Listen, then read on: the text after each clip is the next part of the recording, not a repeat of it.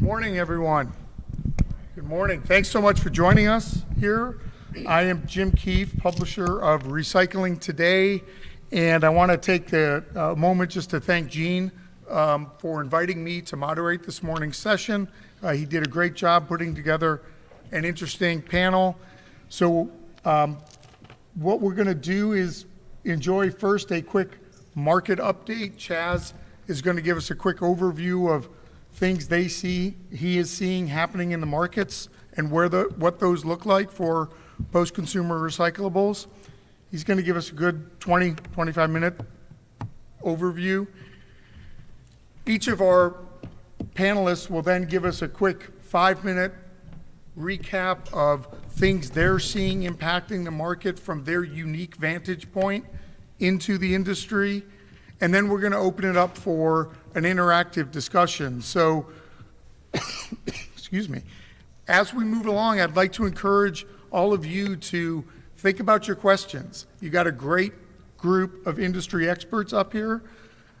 As they talk, as Chaz is making some of his points in the beginning, craft some questions and think about what you might like to ask this panel about to get a little bit more insight for you.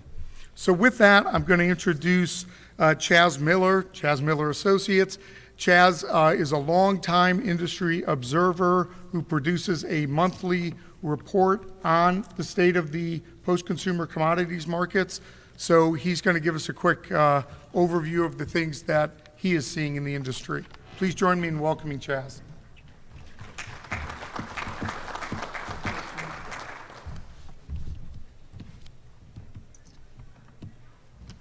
Thank you, and oops, first thing I do is screw up the mic. There. You know, it's always more fun to talk about recycling markets when they're good, because then I can be cheerful Chaz. Right now it's Donnie Downer time, so we just have to accept what it is. A lot of emphasis in what I do is on curbside recyclables. I chair the Recycling Markets Committee for the Northeast Recycling Coalition, the 11 states north and east of the Potomac. And we focus on curbside. We focus on local governments. We focus on the 8 basic curbside recyclables. And it's important to keep all this in mind because recycling legislation, including recycled content, is very hot right now. I've testified already on 6 bills in the state of Maryland for the Maryland Recycling Network. I've got 2 on Wednesday and probably 4 in the next 2 weeks. A lot of legislative interest and a lot of legislators who think they can bend recycling markets to their legislative will. And I don't think it quite works that well. I do welcome your questions. Both the slides and my speaker notes are available from myself or Shirk after this presentation. So what will I be talking about? Well, I'm going to talk about prices for 8 curbside recyclables, 2 paper, 4 plastic, 2 metal. All prices come from recyclingmarkets.net. I'll start on January 31st of 2020 and go up through the end of last month and then a little more for later. I do that because COVID changed everything. Totally new market situations we've been dealing with since COVID first happened. I'm also going to look at export markets. I'm going to look at new recycled content activity, capacity. I'm going to look at the impact of the economy on markets and make some predictions. So this is just raw materials looking for a buyer, and I think everybody in this room knows that recyclables are bought, they're not sold. And I think you all know that what you're looking for is consistent quantity of a consistent quality at an acceptable price. And that acceptable price is key for everybody. It's making everybody in the equation happy. And of course, the difficult part is getting to it. I tend to look at recyclables as simply, you know, those markets for recycling, they're procurement guys making a bet on the future. Does their company need more raw materials for their products or less? Does their company need more boxes to ship those products in or less? They're really signaling 2 or 3 months out where they think the economy is going. And I think recycling markets are very consistent at that. Okay, this is the first of 8. All these charts look very, very similar. There's little variations between materials. For instance, that bump up for old corrugated containers right after the pandemic hit. Markets went crazy for about a month as supply and demand weren't talking to each other very well. Then they went down, then they went up. Virtually every market hit a peak sometime in the summer of 2021. and then they went down again. It's fascinating that virtually every market is the same at the end of January of 2023 as it was at the end of January at the end of 2020. That's just a very unusual repetition of history, if you will. $29 a ton for corrugated at the end of January. It's gone up about $3 since then. Residential mixed paper. And this is the utter, this is curbside recycling, this residential mix. Negative $1.06 a ton. And you see how it went up? It always tracks very closely to corrugated. Right now it's about $28, $30 a ton apart, which is kind of narrow gap between the two. And it's been fairly flat, although it went up to above $1 this month. And the interesting thing about RMP, and you get to these little regional variations, best prices are out in the Pacific Northwest. Why? NORPAC opened a mill, and they're using a lot of residential mixed paper at that mill. Natural HDPE, which in some ways is my favorite plastic market because it goes down after COVID, it goes up.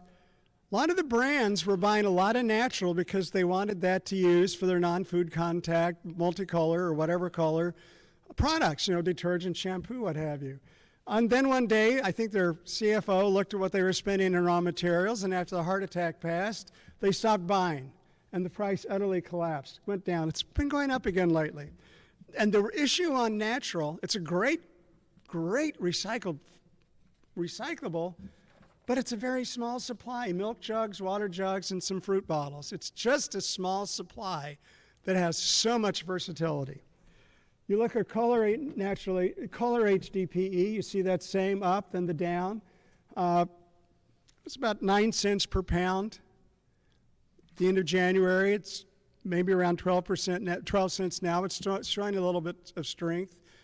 It may well be now the real infrastructure spending is starting to hit, because what do you use a lot of your color HDPE in and a lot of your polypropylene? It's for pipes, construction pails and whatnot, even with PET, with carpet.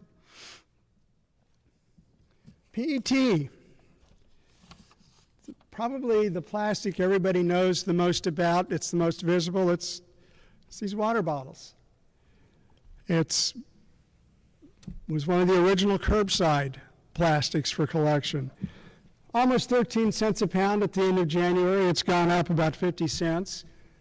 You see that weird little jump because it was pretty quiet throughout the first 2 years of COVID. Then it goes up, and then it jumped up last April of last year. It hit prices that had never been seen before.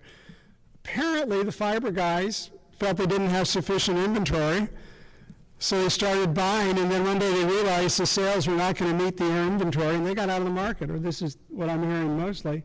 And the market just collapsed because if you're in the beverage industry and it's April or May, you don't need to pay those prices. You can pay a lot less, and you will. Again, it's that acceptable price at work. You pay what you need to for these materials. It's been going back up, and I think it's now back in sort of its normal range. Polypropylene. 5 1/3 cents at the end of January. It's gone up about 2 cents this month. Again, I think it's that construction activity may be heating up. More use of that for pipes, more use of that for pails, maybe paint containers, who knows. But again, these are subject to a lot of variables, as you all know from your businesses and what you do. Aluminum. The best recyclable out there for value, with 1 or 2 rare exceptions when natural actually was a better market than aluminum in the summer of 2021.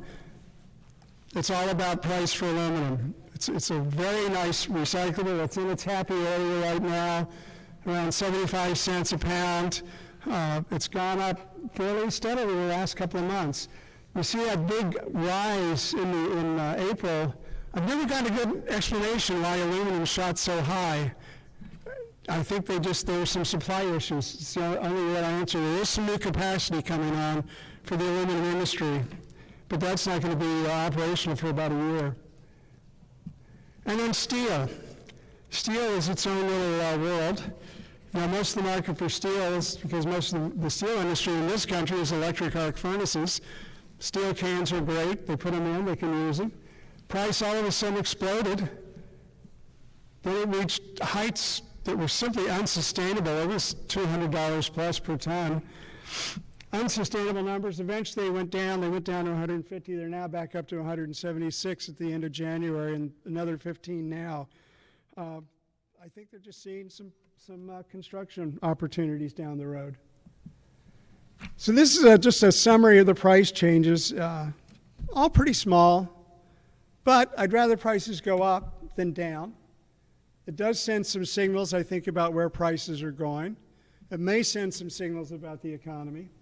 And it's at least the arrow's headed up in the other direction. Now, at the Northeast Recycling Council, we've been tracking the value of a ton of MRF recyclables since 2019. And this is because local governments and state governments are the members of NERC. Local governments are very interested in what NERC does in these throughout the states. And so we decided to see how much is a ton of recyclables worth? How much do you really get out of it, less the cost of the residuals? For the first 2 years, it was hovering under $60 a ton per bale. And they're trying to run at the local government area a recycling program. Your $60 a ton is not very good. That's why you see a lot of local government interest in extended producer responsibility and other ideas to try to wring more value out of the recyclable stream. Then in 2021, we saw prices skyrocket. We went up to almost 180 a ton. They've since softened a little bit. Now this chart is somewhat unique to the NERC states. Half the NERC states have bottle deposits. Half the population of NERC is in those bottle deposit states. And you've got a different bale in a bottle deposit state than you do in a non-bottle deposit state. In a non-bottle deposit state, you have a lot more PET and a lot more aluminum. And so you get that little buffer. I actually like to describe markets, and I'm speaking to state groups. A recycling market is, think of recyclables, markets for recyclables like a cake. Paper is the cake. It's the substance of that. It's 60 or 70% of what you're actually collecting at the curbside. Aluminum and PET, and also natural HDPE, they're the frosting on the cake. They're the icing. And sometimes they're high cal, and sometimes they're low cal. And you can see playing out on those charts the strength and then the sliding of the paper markets. We will be issuing the fourth quarter report tomorrow. My understanding is the number is somewhere in the upper 60s, around $70 a ton. So we've seen a very definite slide. And it really tracks the slide in two things, but primarily the slide in paper prices. Exports. It's the ports of Los Angeles and Long Beach, so you can see how minor imports and exports are into this country. Why do we export paper? Well, it's very simple. Somebody else, or anything, somebody else wants it more than we do. Very simple. But keep in mind, we track paper and metal by millions of tons. We track plastics by billions of pounds. Why? Because we don't really export that much plastic recyclables. It's somewhere around 5, 6, 7% of the paper recyclables that we export when you translate that pound to tons. But it's a highly controversial export. And that's why there's so much emphasis on exports. It's all driven by plastics.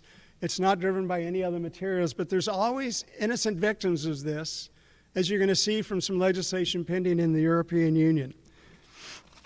So let's look at the paper side. They're down.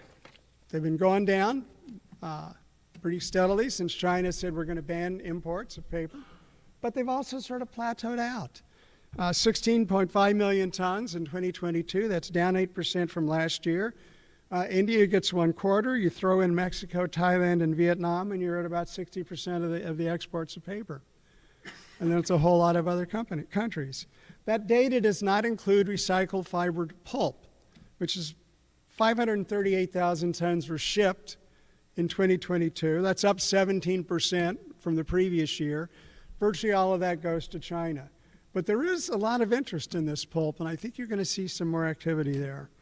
It's very simple. Exports will be with us as long as we have outshored manufacturing. Because somebody somewhere needs those boxes old boxes to make new boxes for the products that they are then shipping here. And that's why you're going to see, I think, paper exports in particular very high for a long time. Let's look at recycled plastic exports. Utterly collapsed into 2019. The Chinese ban went into effect, and while a lot of plastics went to other countries, it still went down. It's actually under £1 billion at the end of 2022, the lowest in many, many years for exports. Canada and Mexico actually get half of the plastics that we export, and it's mostly film and rigid plastics. You throw in India and Malaysia, and you're up at about 71% of the plastics that we export. Interesting enough, one little interesting nit there, Germany is the 7th biggest importer of our recycled plastics. It's not much, but it sends an interesting signal about exactly how effective their recycling programs are or are not. Let's look at new capacity. We've also been tracking this at the Northeast Recycling Coalition. We do a yearly report on the paper side. This is the Domtar mill in Tennessee. It opened in January. Since 2017, we've seen 18 either expansions of existing capacity to use recycled content paper, or we've seen conversions of printed facilities into liner board or medium or both, or we've just seen brand new facilities. That's a lot of new capacity in 5 years. You're talking millions of tons, 5-6 million tons or more. In addition to Domtar, we'll see Cascades. In fact, I saw a press release this morning. It was in Jim's magazine. Thank you, Jim. And it was about the Cascades mill will open in March of this year. Nine Dragons is supposed to open a new machine in Wisconsin. Atlantic Packaging will be the first or second quarter this year in Ontario. And then Pratt in the third quarter. And I presume everybody in this room is aware of Graphic Packaging announcing they're opening a brand new facility in Waco, Texas, recycled paperboard. That mill will replace 4 existing old plants. They'll be closed. So the actual capacity increase is about 5%. But in their press release about it, they were very clear that it's driven by this trend that they see of plastic packaging being replaced by paper packaging. Because that's a big commitment. But that's a billion-dollar facility there. And beyond that, a lot of the facilities we've been tracking will never be built because there's just no need for them. And we're taking facilities out of our program.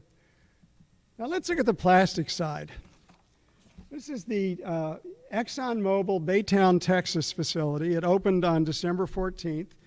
It's a kind of pyrolysis project that uses a technology to process up to 80 million pounds of shredded, pre-processed plastics ranging from synthetic athletic fields to bubble wrap to motor bottles, including the whole schmear of plastics that they can get their hands on. 80 million pounds, that's considerable capacity. And what to me is most revealing is this is the first of these chemical advanced, whatever you want to call them, non-mechanical plastic facilities. This is really the first big new one to actually come online. And I'm seeing that now on the plastic side. Circularix opened a new rPET facility in Pennsylvania. It'll take 55 million pounds of pellet annually. It's owned by the guy who used to own Carbon Light. ACI Plastics owned a new facility in Flint, Michigan. 24 million pounds of post-consumer plastic film per year is their scheduled impact.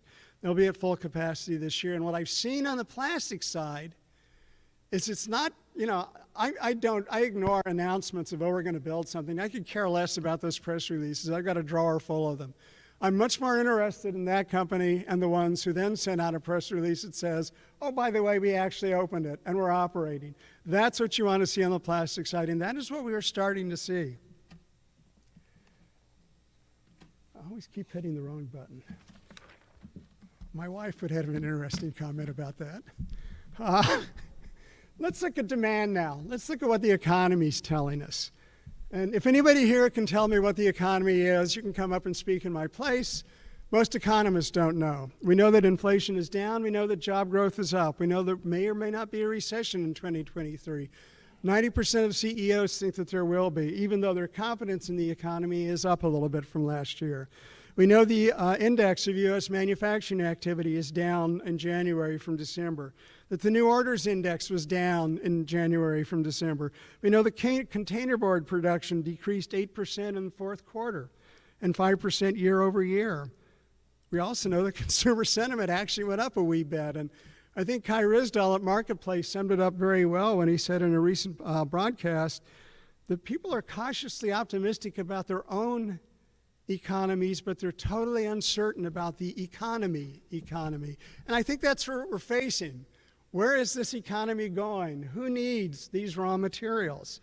But hey, retail sales were up in January, and who predicted that? Let's look a little bit more at paper. Now, that's top two things say everything for paper. They're the titles of two AF&PA press releases. One was the fourth quarter of 2021. U.S. reaches record for containerboard production in 2021. The other one is the same press release, but it's a year later, and it was simply titled Quarterly Data or Quarterly Report. That tells you loads because let's face it, sales were down of containerboard, price was down of containerboard, shipments were down, the operating rate was down. Simply too much capacity chasing a much smaller market than anticipated. And we all know that paper mills have excess capacity. We all know about the downtime at those mills. We know that all this new capacity is competing with existing capacity, older, less efficient capacity for those raw materials. And something that I think people are overlooking at their peril. E-commerce ain't what it was supposed to be. We actually peaked in e-commerce as a percent of retail sales in the third quarter of 2020. Retail stores started opening up again. People went back to where they could see other people. And if you read the Amazon sustainability report, you will discover how much less paper they are using in their packaging. You will discover how there's machines out there that can make that pack so tight around the product. And you'll discover their shift to plastic or mixed plastic and paper or paper flexible packaging. It's simple, folks. It's lightweighting. And the e-commerce people have figured this out. They don't want to pay to ship air. They're going to make those boxes as tight as possible. They're going to use something flexible if they can. So I think the bloom is off the rose for that e-commerce shift. And now you're seeing a lot of these other paper to plastic to paper shifts. Some will be interesting, but some are just bizarre. I mean, in Australia now, they're changing Kit Kat bars or something from plastic to paper. But when you think about it, what is the actual fiber value of the paper wrapping around a Kit Kat? It's not that much fiber in it. So, it buys you another use, but that's about it. Let's look at the demand hints on plastics. Well, new house construction is down. You really want to get depressed, go over to the National Association of Home Builders. They are not looking at a happy 2023. And you think about all the recycled plastics that go into construction. Not just carpet for homes, rPET, but the pipes and all that other ancillary equipment being used. So, Mohawk, Unify, AZEC, Trex, ADS, in their latest reports, they were all singing the blues. Now, infrastructure spending will help, and I think that may be part of what's behind these sudden little modest rises on recycled plastic. Some of that may finally be coming into effect for some of those big infrastructure products. Or at least that's what I hope it is, because we're not getting any help elsewhere. And there's another interesting nit, and that's that recycled plastics in Europe were very hot in the spring, and they've utterly collapsed. They have gone down dramatically, and now I've seen over the last 2 months, I've seen in Plastics News, 2 separate articles about continued declines in recycled plastic prices in Europe. And that sort of tells you can legislate all you want, but you still need markets and you still need a healthy economy to get the demand to buy those materials. So let's finish up on predictions. Now, I think paper prices are going to remain okay, improve a little bit this year. There's just too much supply right now compared to demand. I think it's worth noting Resource Recycling had an article summarizing a lot of the annual reports of the paper companies, and most of the CEOs were predicting maybe a modest increase in recycled paper prices, but a modest increase. Aluminum and steel are showing surprising strength, and I think that's good. Unfortunately, it's a small piece of that curbside bale, but I'm not going to complain about the money. Plastic prices, where's the economy going? When will that infrastructure spending really kick in so we can see the impact of that? When will the brands step up to their recycled content commitments? They had all these glorious commitments that they were going to meet in 2025, and the EU has already thrown in the towel on meeting those commitments in Europe by 2025. In fact, even meeting the EU's goals for recycling and recycled content in 2025. It's not going to happen in Europe. And I don't think it's going to happen here. You've already seen the Plastics Pact stepping back from some of its commitments. I don't mean it's not going to be used, but you have to be more realistic about the time frame, and you have to be more realistic about the price, and you have to get to the real ghost in the room, and that is supply. Where is the supply of all these plastics going to come from? You get all these great goals, you get this legislation for recycled content, but where's the stuff going to come from? And how much do you lose when you remanufacture, when you collect plastics, when you process them, and then when you go and you're starting to create the pellets? There's probably around a 15%, give or take, production loss throughout that little chain. So there are limits right there. Those limits are never taken into account when some of this legislation or these goals are made. So I'm hoping that state legislators and the brands will start to get a little smarter about what they say they're going to do and base it on some real numbers. Because this is the brutal reality. We have not developed a recycling culture in this country. We do a decent job at single-family, curbside. We do a terrible job in multifamily. And go into any recycling bin on the street or in a Starbucks or you name it or in an airport, but don't look because it'll just depress you. It'll just be a mix of crap. Because unfortunately we don't have that recycling culture. We're not the Germans. We're not the Japanese. We think a little bit differently for better or worse. So I'm more than happy to send you a copy of my slides and my speaker notes. That's my speaker information. And I look forward to my fellow panelists, and I look forward to your questions. Thank you very much.